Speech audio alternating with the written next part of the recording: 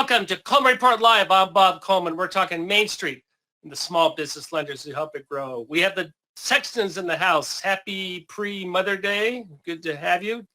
Delaney's big day. Yeah, happy graduation day. I was going to say, Delaney's big day is tomorrow.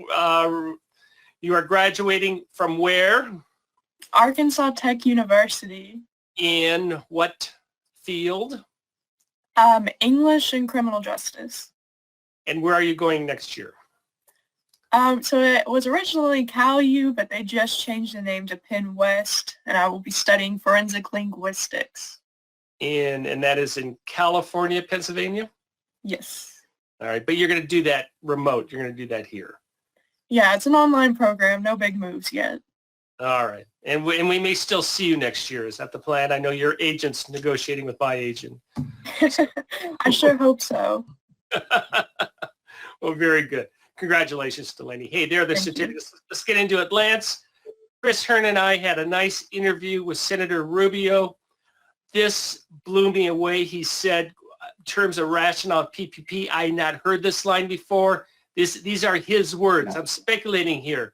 But I think we would have had civil unrest. I mean, substantial civil unrest in the country.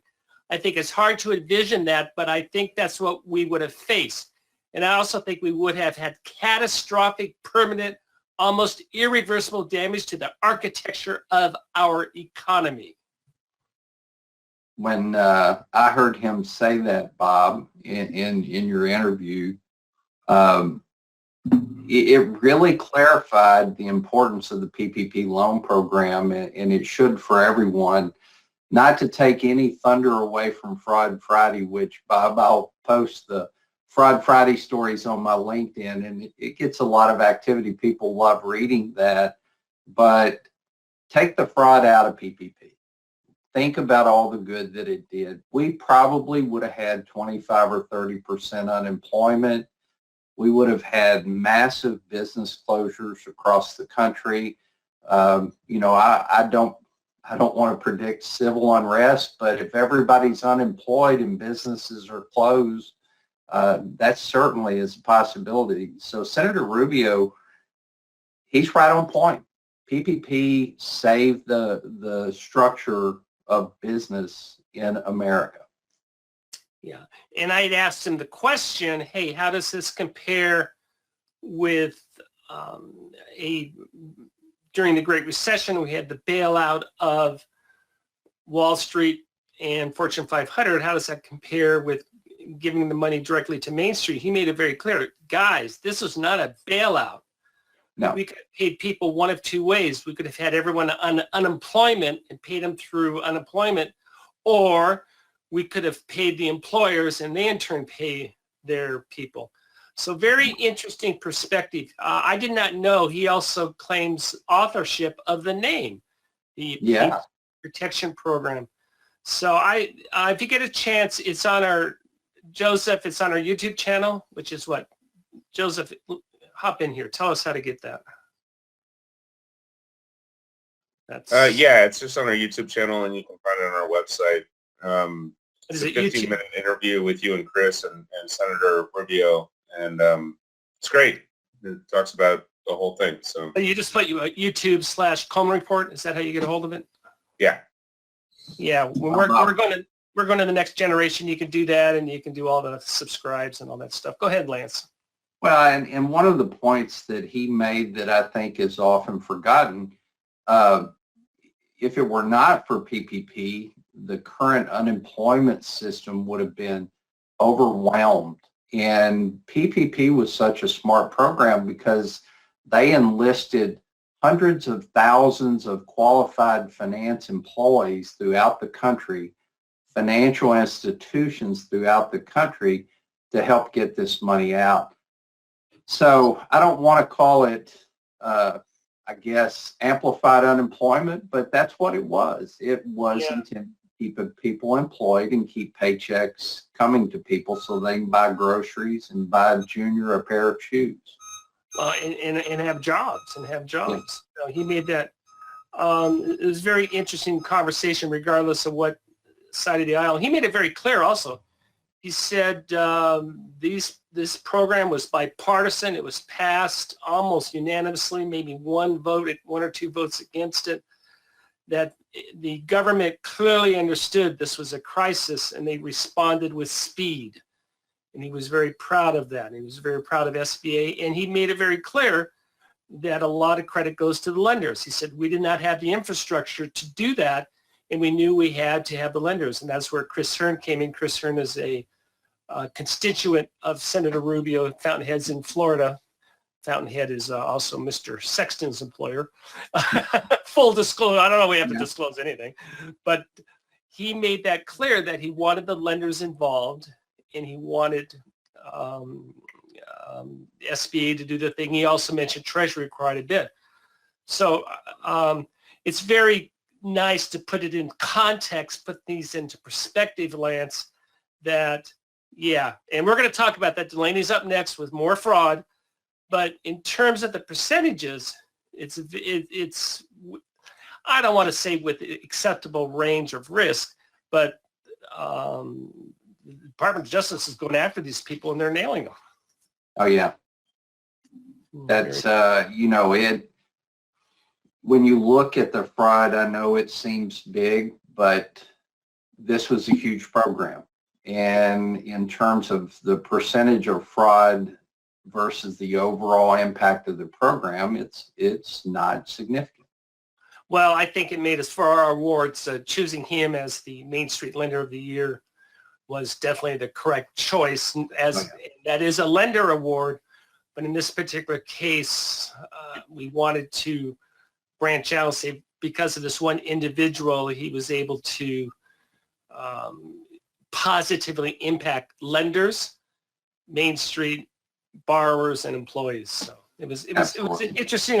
Take a look at, regardless of what side of the aisle that you sit. This is, I believe it was Lance, you saw it. It was bipartisan. Oh, the interview was great, and I work for Fountainhead. I don't live in Florida, but I gained a tremendous amount of respect and gratitude for Senator Rubio after listening to the interview. Yeah. And he made it clear. I mean, it wasn't all him. It was Congress. It was this committee. It was this Congress. He was very proud of the fact that he was the chairman of that. And it was very good. Ms. Sexton, what did Palmetto Bank CEO, this is a sad story. What did he do? I agree. We were talking about it. It is an incredibly sad story. But Mr. Russell Lucius Lafitte, he ended up getting caught up with an attorney, Mr. Murdoch, and essentially Alex would get these clients coming to him to represent them. He would get these checks, and he would get them to entrust Mr. Lafitte for all of their accounts. And whenever they got these checks, Mr. Lafitte would write money orders to Alex so he could pay his family, he could have the cash for himself, he could pay off other loans. I think he paid off a car dealership at one point, and a lot of times he would use money from incoming clients to pay off the money he took from previous clients. Ooh. So, and these 3 indictments, and this is all accusations. I always forget to start with that. I should probably make sure and say that. I'm renewing my E&O insurance. Let's make sure I don't have a claim. Yeah. These are all accusations, but the 3 indictments, they were pretty long, 47 pages, a huge number of charges. If he got 21 himself. Delaney, I have to ask the question. You glossed it over. You said car dealership. It was not in the indictments. There was nothing there. I'm sorry. I know I sparked your interest. Is this the one who reported to jail today, or is that coming up? He did. A couple hours ago, he reported to jail right before his bail bond hearing. I believe his bail set at $1 million. But yeah, he did the good thing and turned himself in. All right, but that's sad. Now, his attorneys are claiming that he just got caught up. Let me see. He was fooled by Alex Murdoch and taken advantage of, and he's been paying the price ever since. Delaney, how in the world, okay, he applied this, the next gentleman, Courtney, gentleman, Yes, his Yes, man. yes. Applied for 60 idle loans. Wow. He had unemployment claims. How many? 20? You tell the story. I mean, the numbers here, this is ridiculous. Oh, I like the crisp, clean $100 bills. Amy, go ahead. Mm-mm. I did too. So this is quite a fraud story. There is a lot of aspects of this. He was seeking more than $3.3 million in idle loans, I believe. But before that, he was actually using a lot of, he had, I want to say, thousands maybe of people's personal identification information. He would use this to apply for unemployment. And he got caught quite a few times with quite a list, 18 cell phones, Wow. 44 counterfeit credit cards. 18? I can barely keep track of one. How do you do that? Yeah, me too. So yes, a lot of unemployment, a lot of credit card fraud, bank fraud, and eventually in another one of these situations, he was caught with computers, 8 cell phones, and a number of other items. He applied for 60 idle loans, and that was across 8 different states. He only managed to get over 300,000, but Only 300,000. yeah. And this next gentleman had 20,000 IDs on him. What's his story? Wow. Yes, this is the one with all the IDs.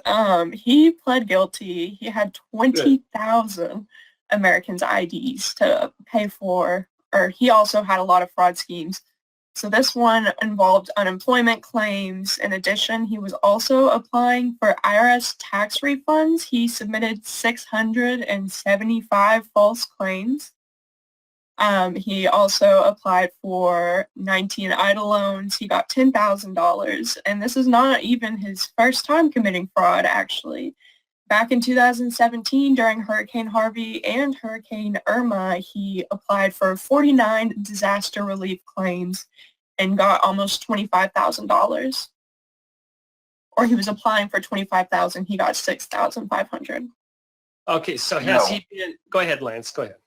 Well, this is one of those situations. I don't know how he obtained all of the information, but I've heard this story in working through PPP where an individual was like, a guy called me and said if I would give him my driver's license number and my account number and my social security number, that I would get him he would give me $20,000.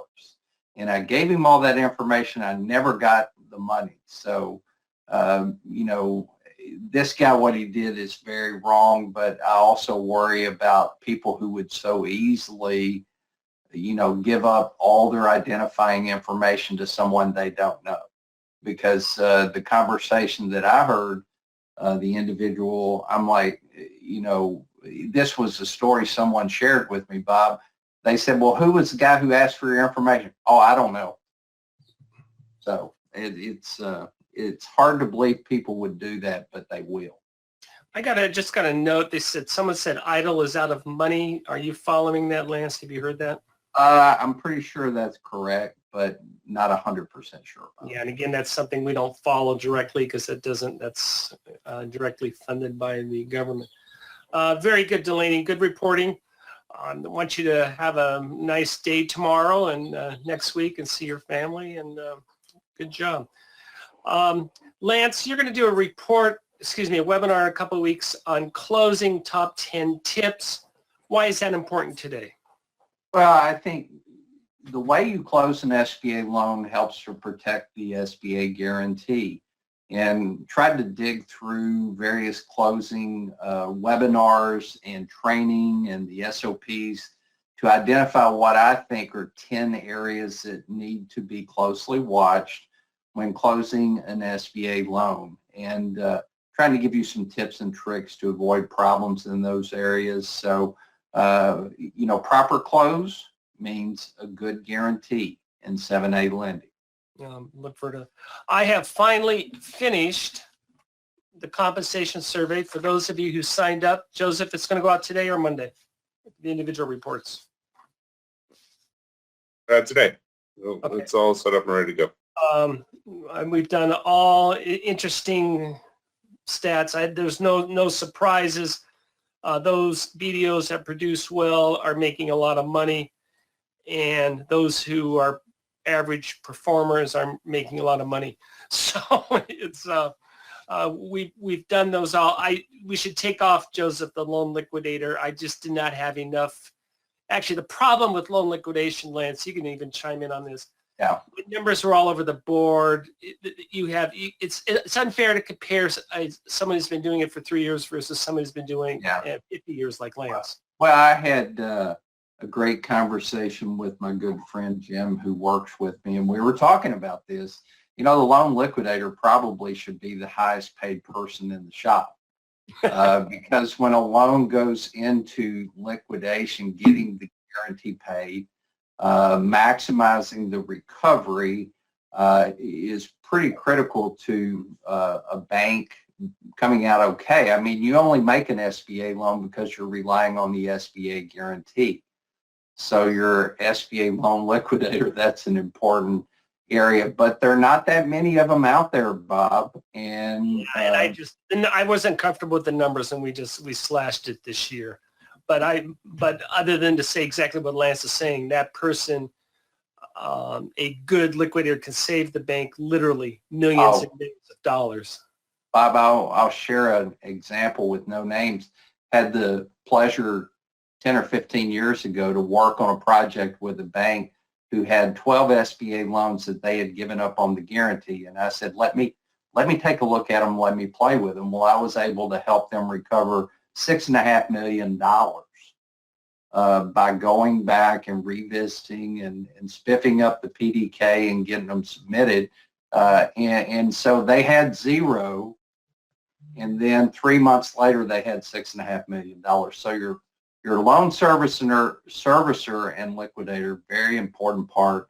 And we're talking legitimate liquidation where you take the existing, not what other people have done that are currently sitting in federal jail by changing documents. We're talking about clarifying it and also making a case of, okay, we did not get this lien, we didn't get this document, but hey, it doesn't affect it, or we're willing to settle for repair for X. Lance, so we got a question from Kathy. Go ahead. So they've got a first draw loan. It's been fully forgiven. It sounds like the bank is reviewing that loan and figured out that they had improperly calculated the loan amount. This is a new one because most typically, Bob, the incorrect loan calculation is coming from SBA through the PPP loan review. I think it would be appropriate to notify SBA if you determine that there was an improper loan calculation. I don't think that SBA will think the borrower acted fraudulently, but I can't speak for SBA. Mm-hmm. But, SBA, a lot of the loan reviews we get back on PPP loans are SBA saying that they felt like the borrower did not correctly calculate the amount that they requested. Again, if the mistake was not intentional, I think just communicating with SBA and seeing what the next steps. This is another one of those areas in PPP servicing, Bob, that, an example. What do we do when a guarantee purchase has been presented and paid and then the borrower wants to submit for forgiveness, which is perfectly acceptable up to the maturity date of the loan? SBA has not told us how we can submit yet, and this is another area. What if in review of a PPP loan that's already been fully forgiven, the financial institution finds a problem? How do they report that to SBA? How do they reconcile? And do we bill them a lump sum, or do we offer them the 1% loan? Yeah, absolutely. I think that, whatever the terms of the loan are, even if they had an incorrect calculation of the loan amount and SBA said, yes, send it back, and you had a balance, you would still have to comply with the terms of the note if it was a 5-year 1% loan. Well, I think, Kathy, also we're dollar sensitive on this. Are we talking a small amount, or are we talking millions? Are we talking 5 figures. I think that makes a huge difference as well. Very good, Kathy. I appreciate the question. Hey, everyone have a nice Mother's Day. Thank you so much for joining us today for Coleman Report Live and for supporting America's Main Street, one entrepreneur at a time. Have a good weekend.